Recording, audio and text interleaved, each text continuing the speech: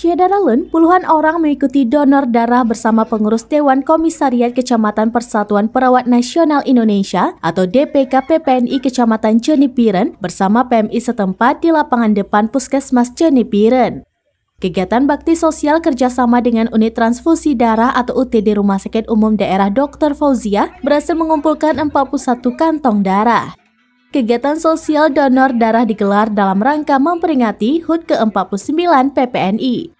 Ketua DPK PPNI Jenip, Irwandi AMD Kep menjelaskan, selain anggota PPNI donor darah juga diikuti pendonor lintas instansi yang ada di Kecamatan Jenip, anggota Koramil maupun Polsek juga perangkat kampung. Berbagai golongan darah yang diperoleh disumbangkan ke UTD Rumah Sakit Umum Daerah Dr. Fauziah untuk membantu memenuhi ketersediaan darah. Penanggung jawab UTD Rumah Sakit Umum Daerah Dr. Fauziah Biren, Wardati SKM MKM mengatakan saat ini stok atau persediaan darah di UTD dalam kondisi masih aman. Selain itu, ke depan sudah ada jadwal donor darah berikutnya dengan sejumlah lembaga. Dari Biren, Yusmandin Idris, Seraminis.com.